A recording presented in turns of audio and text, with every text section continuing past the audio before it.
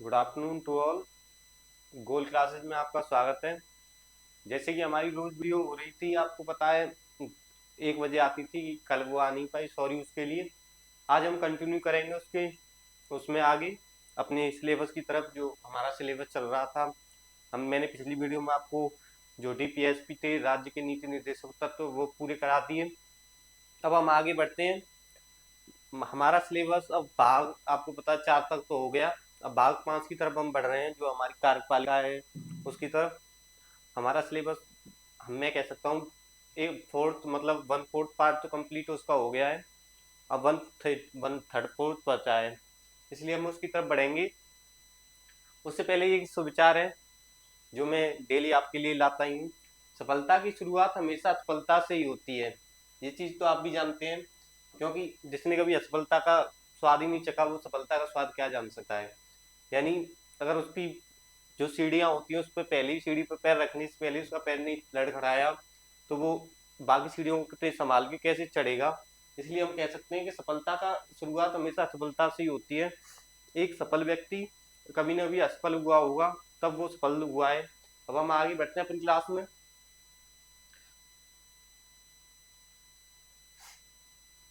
संविधान हमारा चल रहा था भाग 5 पर, हम आ गए हैं।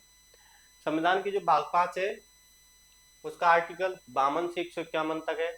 यानी इन इसके बीच में आपका जो भाग 5 है वो पूरा कंप्लीट हो जाएगा, 52 से 151 तक। इसमें सबसे पहला टॉपिक है हमारा संघ केंद्र, जिसे सेंट्रल गवर्नमेंट कहते हैं हम अपना। जो आपको मेन, जो लोकसभा जो राज्यसभा जो हमारे ऊपर मेन जो होती है, कार्य करती है, संघ पूरे भारत पर शासन करती है, उसे संघ या केंद्र या सेंट्रल गवर्नमेंट कहते हैं। उसके 3 अंग होते हैं, या 3 तरह से उसे बांट सकते हैं हम। पहला है हमारा कार्यपालिका। कार्यपालिका को एग्जीक्यूटिव कहते हैं। 52 से 78 तक, 78 तक तो इसका आर्टिकल आते हैं इसके अंदर। आज इंटरेस्टिंग चीज ये है, आज हम राष्ट्रपति के बारे में पढ़ेंगे, देखेंगे राष्ट्रपति जी किस प्रकार से निर्वाचित होते हैं, उनकी शपथ कौन दिलाता है, या फिर उनकी कौन शक्तियां है उनकी, मतलब उनका जो निर्वाचन प्रणाली है पूरी, उसको आज हम देखेंगे। आज राष्ट्रपति को पूरा खत्म कर देंगे हम इसी क्लास में। उसके बाद विधायिका है, जिसे हम लेजिस्लेटिव कहते हैं, जो 79 से 112-22 तक है। न्यायपालिका 124 से 147 से, जिसे जुडिशरी कहते हैं हम। न्याय जो हमारे लिए न्यायपालिका है, जो हमारा सुप्रीम कोर्ट, हाई कोर्ट और अदर जो डिस्ट्रिक्ट कोर्ट्स होते हैं वो। कार्यपालिका, अब हम डेफिनेशन देखते हैं कि कार्यपालिका को क्या कैसे क्या कार्य करती है। कार्यपालिका कार्यपालिका एक ऐसी संस्था है जो कानून लागू कराए, या ऐसी संस्था जो कानून के अनुसार शासन करे। यानी जो कानून बन जाए, उसके बाद उसे कानून लागू कराए या कानून के अनुसार ही कार्य करे। जो कानून है, जैसे संविधान में जो लिखा जोखा लेखा जोखा जो कानून लिखे हुए हैं, उसके अनुसार कार्यपालिका कार्य करे। विधायिका, हमारी जो विधायिका है, वो ऐसी संस्था है जहाँ कानून बनाए जाए, मतलब संसद भी बोल सकते हैं हम इसे, जहाँ पर कानून बनते हैं। आपको पता है संसद में, जहाँ लोकसभा और राज्यसभा मिलकर कानून बनाते हैं संसद में बैठकर। न्यायपालिका एक ऐसी संस्था जो कानून के आधार पर न्याय करे। हमारे कानून जो संविधान में लिखे हुए हैं, उनके आधार पर कि किस प्रकार से किस व्यक्ति को सजा देनी है, किस अपराध के लिए कितनी सजा है, वो जो कानून लिखे हुए हैं, उस आधार पर न्यायपालिका हमारी कार्य करेगी, जिसे हम जुडिशरी भी बोल सकते हैं। उससे पहले एक आर्टिकल 123 है कि इसमें क्या है, राष्ट्रपति की विधायी शक्तियां, अध्यादेश जो अध्यादेश जारी करते हैं राष्ट्रपति जी, जारी करने की शक्तियां आर्टिकल 123 में है। इसे हम आगे भी पढ़ेंगे, पर थोड़ा क्योंकि ये जो आपको विधायी विधायी वाली जो शक्तियां आई हैं, उसके लिए मैंने ये आर्टिकल यहीं पर रख लिया है, इसे आप प्लीज नोट कर लेना। और इसके जो आगे हम इसमें भी डिस्कशन करेंगे, जो विधायी शक्तियां उनकी कौन कौन सी हैं। अब हम राष्ट्रपति की तरफ आगे बढ़ते हैं।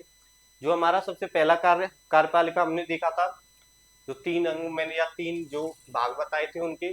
संघ की कार्यपालिका, कार्यपालिका कैसे कार्य करती है, यानी मैंने आपको बताया जो शासन करे कानून के अनुसार या कानून को लागू कराए, वो कार्यपालिका है।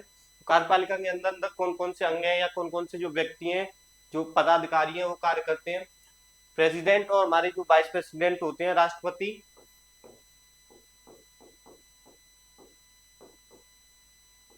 राष्ट्रपति जी और जो उपराष्ट्रपति होते हैं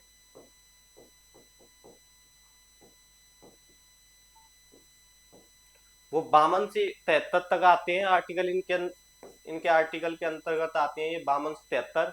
मंत्रिपरिषद जो प्रधानमंत्री जी होते हैं हमारे, वो आर्टिकल 74 में। जो महान्यायवादी अटॉर्नी जनरल होता है हमारा, वो आर्टिकल 76 में। जो कार्य करते हैं आर्टिकल 77 से 78 तक है ये। सबसे पहले हम पढ़ेंगे राष्ट्रपति के बारे में। जो हमारे राष्ट्रपति जी हैं उनके बारे में हम देखेंगे। राष्ट्रपति व उपराष्ट्रपति, पहला है हमारा टॉपिक है राष्ट्रपति, यानी जिसे हम कह सकते हैं प्रेसिडेंट। आर्टिकल 52 में क्या है? आर्टिकल 52 में भारत का एक राष्ट्रपति होगा जो कि भारत का प्रथम नागरिक होगा। अब आप देखें ना कि राष्ट्रपति जी को कितना सम्मान मिलता है, यानी उस पद के लिए क्या गरिमा है, या उस पद की जो कह सकते हैं हम, वो व्यक्ति जो बैठेगा वही पहला जो राष्ट्रपति, मतलब राष्ट्रपति जी हमारे भारत के पहले नागरिक होंगे। यानी जब जनगणना होती है तो उन्हीं से शुरुआत होगी, यानी पहले नागरिक वही कहलाएंगे। कोई पूछे आपसे कि भारत का पहला नागरिक कौन होता है, तो वो राष्ट्रपति जी होते हैं सबसे पहला नागरिक, जो कि आर्टिकल 52 में भारत का एक राष्ट्रपति होगा जो कि भारत का प्रथम नागरिक होगा। आर्टिकल 53 में देखते हैं हम आगे क्या है। आर्टिकल 53 में कार्यपालिका की समस्त शक्तियां राष्ट्रपति में निहित होंगी। और राष्ट्रपति जी के पद की, जो राष्ट्रपति जी है उनकी जो सारी शक्तियां जो कार्यपालिका कार्य करेगी उन्हीं में निहित होगी, राष्ट्रपति जी में उनकी सारी शक्तियां। अब राष्ट्रपति जी को महान बना दिया गया है इस जगह से। आर्टिकल 54 में राष्ट्रपति का निर्वाचन मंडल, यानी राष्ट्रपति के जो निर्वाचन होगा उसमें कौन कौन से लोग होंगे या कौन कौन भाग लेगा। जैसे राष्ट्रपति तो चुना जाएगा, हमारे यहाँ पे तो यही नियम है ना कि, और जो ब्रिटेन वगैरह है वो पता है, आपको पता है रानी सम्राट ये सब चुने जाते हैं। हमारा तो अमेरिका जैसा ही है कि यहाँ भी जो राष्ट्रपति जी है वो चुन के आते हैं, वहां पर तो हमारे राष्ट्रपति चुन के आते हैं। ऐसी हमारे यहाँ पे राष्ट्रपति का निर्वाचन मंडल में देखते हैं हम, जो लोकसभा, राज्यसभा और जो विधानसभा है उसके सारे इलेक्टेड मेंबर ही पार्ट लेंगे राष्ट्रपति के चुनाव में। यानी लोकसभा के सारे मेंबर और जो राज्यसभा के सारे मेंबर और हमारी जो 28 राज्य हैं उनकी जो विधानसभा है उनके सारे मेंबर, सभी लोग मिलकर राष्ट्रपति के निर्वाचन में मंडल में भाग लेंगे। और ये इलेक्टेड ही होंगे, या फिर जो नामांकित होते हैं, आपको पता है जो राज्यसभा में 12 व्यक्ति नामांकित करते हैं राष्ट्रपति जी, वो इसमें भाग नहीं लेंगे। सिर्फ इलेक्टेड ही मेंबर भाग लेंगे जो कहीं ना कहीं से चुन के आए हुए हैं। इसमें आर्टिकल एक संविधान संशोधन भी हुआ था 70वां 1992 में। दिल्ली व पुडुचेरी की विधानसभा के इलेक्टेड मेंबर भी राष्ट्रपति के निर्वाचन में भाग लेंगे। जो कि आपको पता है दिल्ली और पुडुचेरी जो केंद्र शासित प्रदेश हैं, यूटीज है, जो यूनियन टेरिटरीज है, उनके भी विधानसभा क्योंकि यहाँ पर भी विधानसभाएं हैं, तो इनके जो इलेक्टेड मेंबर हैं वो भी इस राष्ट्रपति के निर्वाचन में भाग लेंगे। राष्ट्रपति के जो निर्वाचन होगा उसमें भाग लेंगे। आगे हम देखते हैं आर्टिकल 55 में क्या है, उससे पहले शायद कुछ और भी होगा।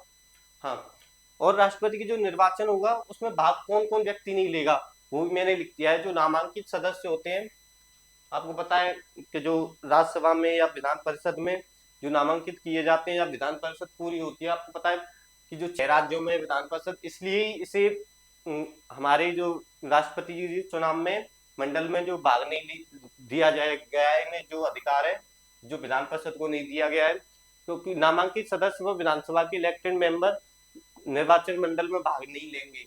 ये मैंने इसलिए बड़ा बड़ा लिखा है आपको कि कभी पेपर में आए कोई सवाल तो इसे आप कहीं ऐसा ना हो कि इसमें ये लिखा हो आप इसे कराएं तो आपका क्वेश्चन गलत हो जाएगा। आर्टिकल 55 में क्या है कि राष्ट्रपति के चुनाव की रीति कैसी होगी। जो रीति मतलब एक तरीके से हर कार्य होता है, उसी प्रकार से राष्ट्रपति के चुनाव किस तरीका से होगा वो देखते हैं। यानी राष्ट्रपति का चुनाव अप्रत्यक्ष रूप से होगा, गुप्त रीति होगी उसकी, ना कि ऐसे कह सकते हैं एक व्यक्ति एक रूम में जाएगा, वही एक व्यक्ति एट अ टाइम उस टाइम पर उसे वोट देगा या फिर उस पर जो चिन्ह होते हैं उसे लगाएगा, वो खुद ही आप जान सकते हैं। और एकल संक्रमणीय विधि होती है उनकी, यानी कह सकते हैं हम जैसे 3 मेंबरों ने भाग लिया राष्ट्रपति के चुनाव के लिए तो उन तीनों के नाम होंगे, तो उस पर प्राथमिकता देगा व्यक्ति कि मैं पहली प्राथमिकता पहले राष्ट्रपति को देता हूँ। जैसे नाम ले सकते हैं हम कुछ भी अमित, सुमित और कुछ भी आप मान सकते हैं, प्रभात, ये तीनों नाम है। ये तीनों नाम में जैसे मैं कह सकता हूँ कि एक व्यक्ति ने पहला नाम अमित पर चुनाव, वो सोचता है कि मैं अमित को राष्ट्रपति बनाना चाहता हूँ, तो वो अमित पर जाके पहला टिक लगाएगा, प्रथम प्राथमिकता अमित को देगा। सेकंड आपको पता है, या फिर वो प्रभात को दे या सुमित को दे, उसकी चॉइस है, वो सेकंड उस पर रखेगा, और तीसरे पर जो व्यक्ति रह गया है उसे रखा जाएगा।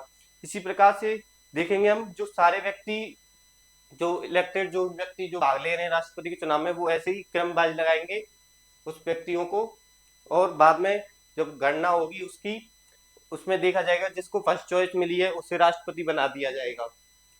आगे देख, और उनकी जो समानुपातिक प्रतिनिधित्व प्रणाली भी होगी। कार्यकाल क्या होता है, आर्टिकल 56 में देखेंगे उनका कार्यकाल क्या है राष्ट्रपति जी का। अपना पद ग्रहण करने की तारीख से 5 साल तक अपने पद पर रहेंगे। यानी बाई चांस हम देखते हैं कि मैं कहूँ, जो हमारे जो राष्ट्रपति हैं अब इस टाइम की, द्रौपदी मुर्मू, उन्होंने जो शपथ ली हो कभी भी 2 साल पहले ली थी शायद उन्होंने, मुझे तो एग्जैक्ट टाइम नहीं याद उसका, तब उनके उस टाइम से लेकर 5 साल के बाद तक राष्ट्रपति रहेंगी वो उस पद पर। अब अगर वो इस्तीफा देना चाहें तो वो किसे अपना इस्तीफा देंगी, तो राष्ट्रपति जी हैं, हमारे राष्ट्रपति जी, वो इस्तीफा लोक उपराष्ट्रपति को देंगे, और उपराष्ट्रपति तुरंत इस्तीफा को पाकर लोकसभा के जो स्पीकर होता है उसे सूचना देगा, क्योंकि लोकसभा का स्पीकर उसे तुरंत लोकसभा में बैठक बुलाएगा और उसमें सभी लोगों को बताएगा कि राष्ट्रपति जी ने आपने इस्तीफा दे दिया है, इसलिए वो लोकसभा के स्पीकर को तुरंत सूचना देता है उपराष्ट्रपति। कार्यकाल, जो कार्यकाल अपने पद से 5 वर्ष के लिए रह सकता है, आर्टिकल 56 में इस्तीफा वो उपराष्ट्रपति को देगा, और जो लोकसभा, उपराष्ट्रपति तुरंत सूचना लोकसभा के स्पीकर को देगा। लोकसभा का स्पीकर, जो लोकसभा में मेंबर होते हैं, उन्हें अपनी बैठक के तहत बताएगा कि आपके राष्ट्रपति ने इस्तीफा दे दिया है। आर्टिकल 56 के बाद आर्टिकल 57 में देखते हैं हम, अगर राष्ट्रपति जी का उत्तराधिकारी नहीं चुना जाए तब तक अपनी सीट पर रहेंगे। यानी हम कह सकते हैं कि राष्ट्रपति ने इस्तीफा दे दिया किसी कारणवश, उनकी जो पर्सनल रीजन होंगे या फिर कुछ और कारण होंगे, उसके तहत उन्होंने इस्तीफा दे दिया। अब जो राष्ट्रपति अगला नहीं चुना जाता जब तक, या फिर उसकी जगह पर कोई और अपॉइंट नहीं किया जाता, तब तक राष्ट्रपति जी अपने पद पर ही रहेंगे, वो अपने पद को खाली नहीं कर सकते तुरंत, ऐसी इस्तीफा नहीं दे दिया जाता, उन्हें कुछ सूचना देनी पड़ती है, आपको पता है। तब तक राष्ट्रपति जी अपने पद पर कार्य करेंगे, और जब तक उनका अगला जो राष्ट्रपति नहीं बन जाता तब तक राष्ट्रपति जी अपने पद पर रहेंगे, अपनी सीट संभालेंगे। आर्टिकल 57 में कि कितनी बार निर्वाचन हो सकता है राष्ट्रपति जी का, यानी जैसे कि हमें अमेरिका में देखते हैं कि वहां पर 2 बार से अधिक कोई भी राष्ट्रपति नहीं बन सकता, आपको पता है। इसलिए हमारे यहाँ पर कितनी बार राष्ट्रपति बन सकता है, ये चीज हम आर्टिकल 57 में देखेंगे कि भारत में आप कितनी भी बार राष्ट्रपति के चुनाव लड़ सकते हैं।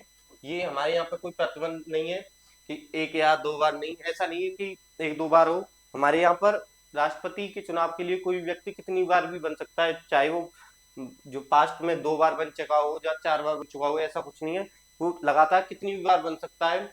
ये आर्टिकल 57 में। आर्टिकल 58 में राष्ट्रपति की योग्यताएं, कि राष्ट्रपति पद के लिए जो राष्ट्रपति व्यक्ति बनेगा उसके लिए क्या क्या योग्यताएं होनी चाहिए, या क्या क्या कंडीशन होनी चाहिए जिसकी वजह से वो राष्ट्रपति बने, या राष्ट्रपति पद के लिए नामांकित हो, या राष्ट्रपति पद के लिए चुनाव लड़े।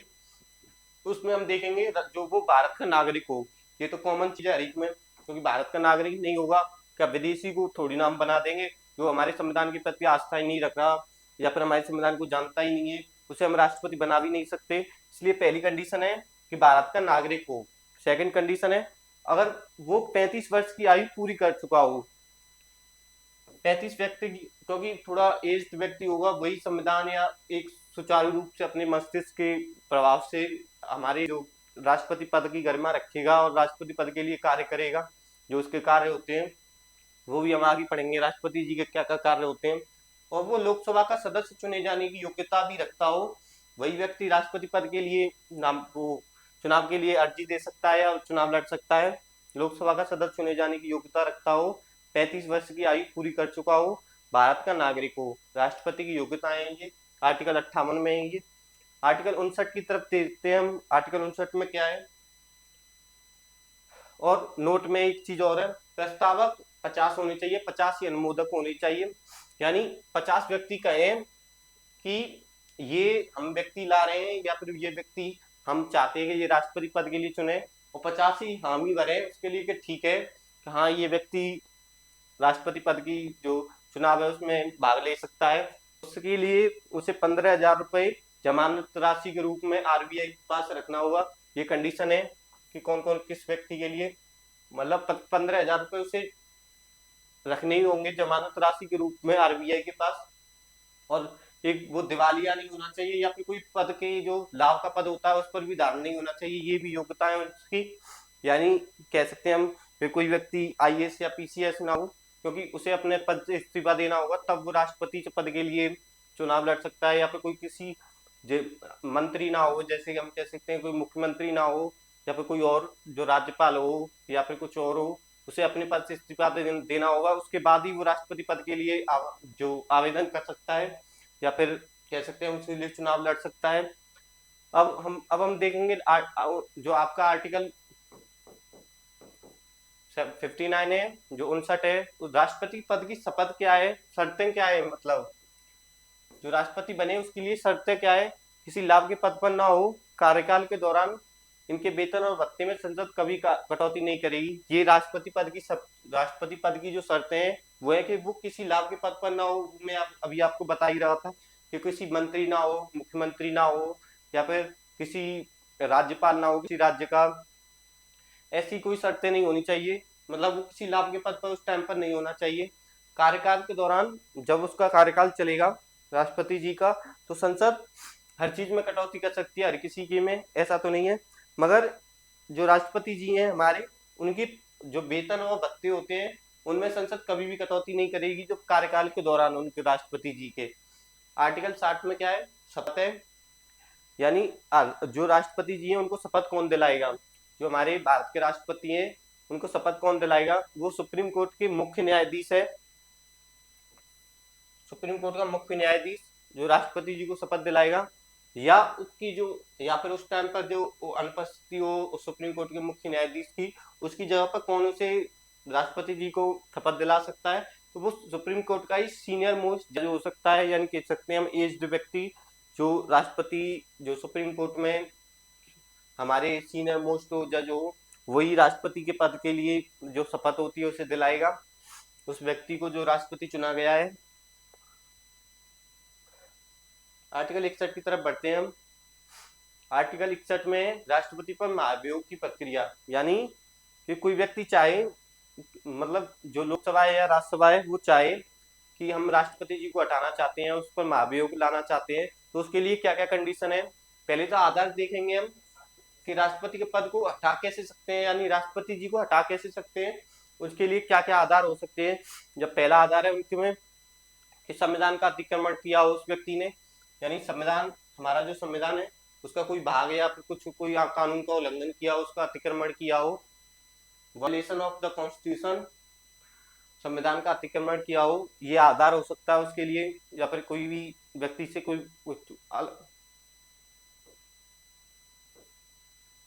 संविधान का अतिक्रमण किया हो, 14 दिन पूर्व सूचना दी जाएगी राष्ट्रपति को, यानी उन पर महाभियोग लगाना चाहते हैं, ये चीज राष्ट्रपति जी को 14 दिन पूर्व लिखित रूप में सूचना दी जाएगी कि हम आप पर महाभियोग लाना चाहते हैं, तब राष्ट्रपति जी पर महाभियोग चलेगा। महाभियोग के लिए क्या क्या शर्तें हो सकती हैं, या प्रस्ताव कहाँ, सबसे पहले प्रस्ताव कहाँ लाया जाएगा ये भी हम देखेंगे। लोकसभा में, राज्यसभा में कहीं भी लाया जा सकता है, यानी हमारी जो लोकसभा है, राज्यसभा जो सदन है हमारे, उसमें कहीं भी लाया जा सकता है। ये नहीं कि स्पेशल राज्यसभा में लाया जाए या लोकसभा में लाया जाए, ऐसा नहीं, कहीं पर भी पहले लाया जा सकता है ये प्रस्ताव जो महाभियोग का है।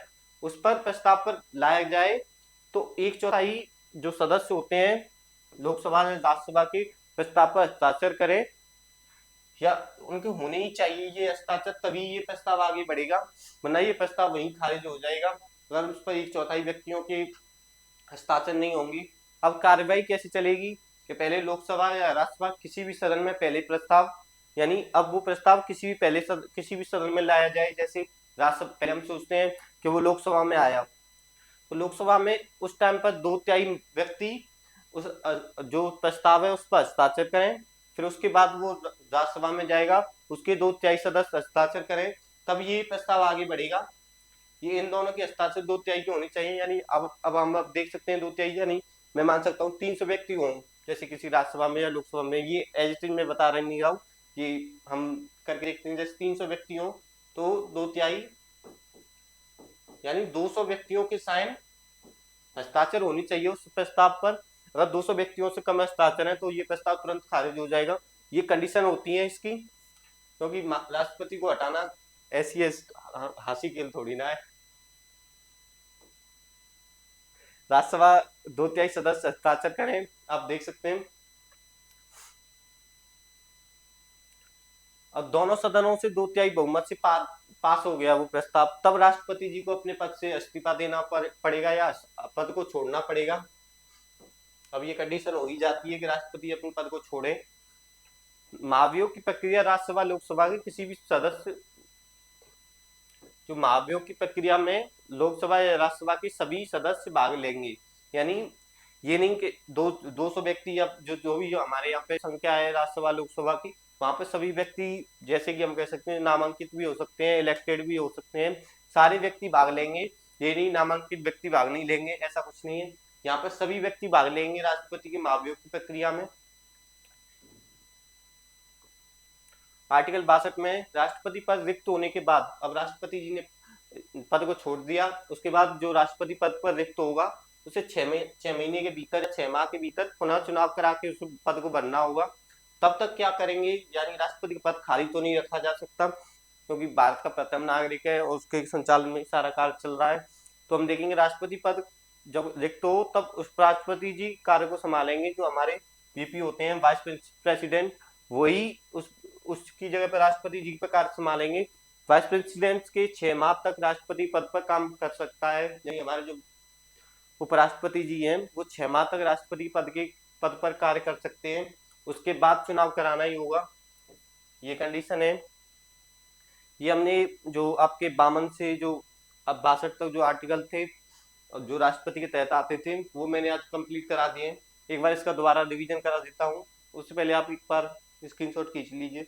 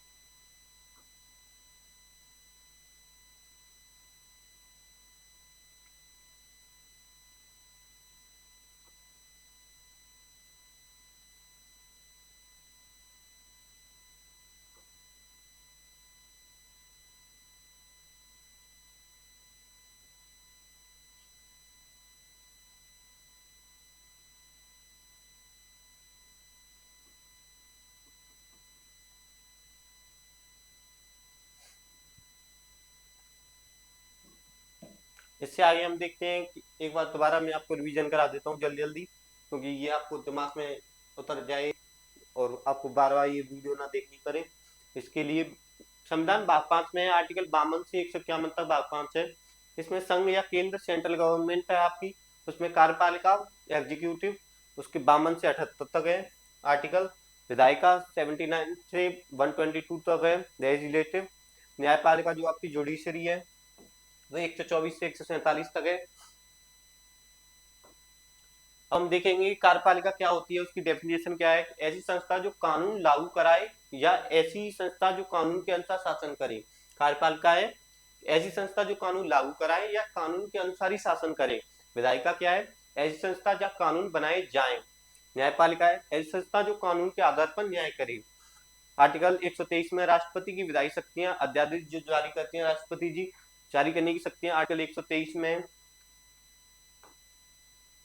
संघ की कार्यपालिका में हमारे जो प्रेसिडेंट जी हैं प्रेसिडेंट और वाइस प्रेसिडेंट, उपराष्ट्रपति और राष्ट्रपति 52 से 73 तक। उसके बाद मंत्रिपरिषद, उसके बाद महान्यायवादी, उसके बाद कार्य हैं उनके। पहले हम टॉपिक उठाएंगे प्रेसिडेंट वाला। आर्टिकल 52 में भारत का एक नागरिक, एक राष्ट्रपति होना चाहिए, राष्ट्रपति, जो कि भारत का एक प्रथम नागरिक होगा। आर्टिकल 52 में। आर्टिकल 53 में कार्यपालिका की समस्त शक्तियां राष्ट्रपति में निहित होंगी। आर्टिकल 54 में राष्ट्रपति का निर्वाचन मंडल में कौन कौन भाग लेगा, लोकसभा या राज्यसभा या विधानसभा के इलेक्टेड मेंबर, ये सारे व्यक्ति इलेक्टेड होंगे जो राष्ट्रपति के निर्वाचन मंडल में भाग लेंगे। और 1992 में संविधान संशोधन हुआ था, उसके तहत दिल्ली और पुडुचेरी की विधानसभा के इलेक्टेड मेंबर भी राष्ट्रपति के चुनाव में भाग लेंगे, निर्वाचन में। ये 1992 में संशोधन हुआ था। निर्वाचन में कौन कौन भाग नहीं लेगा, नामांकित व्यक्ति व विधान परिषद के इलेक्टेड मेंबर, ये निर्वाचन में भाग नहीं लेंगे राष्ट्रपति जी के में।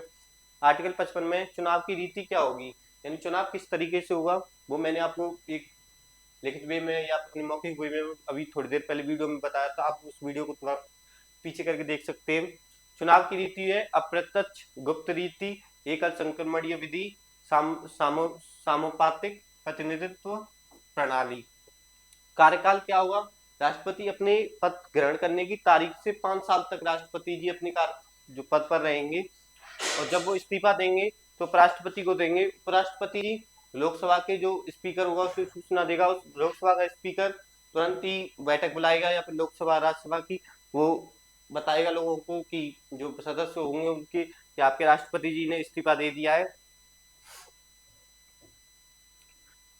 अगर राष्ट्रपति को जी का उत्तराधिकारी नहीं चुना जाए तब तक वो अपनी सीट पर रहेंगे, यानी वो अपना इस्तीफा दे देते हैं, तब तक कोई नया व्यक्ति अपॉइंट नहीं किया जाता राष्ट्रपति पद के लिए, तब तक वो अपने पद पर ही रहेंगे। आर्टिकल 57 में कितनी बार निर्वाचन, यानी हम कह सकते हैं भारत का जो राष्ट्रपति होगा वो कितनी बार निर्वाचित हो सकता है, वो कोई लिमिट नहीं है उसकी, वो अपने मन से कितनी बार भी निर्वाचित, कितनी बार भी व्यक्ति खड़ा हो सकता है राष्ट्रपति के चुनाव में। ये जैसे अमेरिका के चुनाव में 2 बार से अधिक नहीं है, हमारे यहाँ पर तो कितनी बार भी हो सकता है। आर्टिकल 58 में राष्ट्रपति की योग्यताएं क्या क्या होंगी, यानी राष्ट्रपति पद की जो योग्यताएं वो क्या क्या होंगी, वो भारत का नागरिक हो, 35 वर्ष की आयु पूरी कर चुका हो, लोकसभा का सदस्य चुने जाने की योग्यता रखता हो। और नोट में प्रस्तावक 50 होनी चाहिए, 50 ही उसके अनुमोदक होने चाहिए, यानी 50 व्यक्ति हामी भरे, यानी उसे लेकर आए कि आप राष्ट्रपति पद के लिए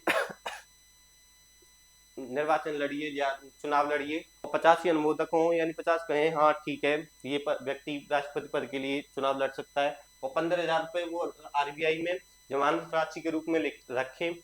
और जो आर्टिकल 59 में राष्ट्रपति पद की जो शर्तें हैं क्या क्या होनी चाहिए, किसी लाभ के पद पर ना हो, कार्यकाल के दौरान इनके वेतन व भत्ते में संसद कभी कटौती नहीं करेगी।